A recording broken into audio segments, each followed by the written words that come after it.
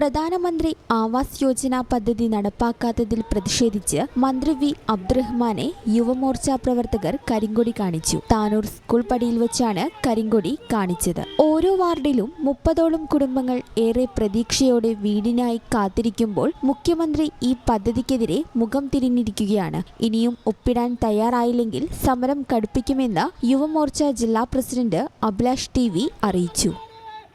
ഈ channel news Tanur.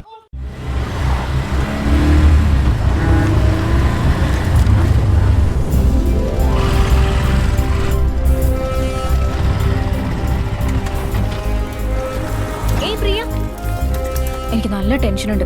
അയ്യോ ഒരു മിനിറ്റ്.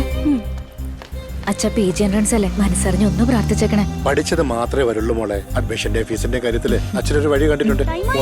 വരിക.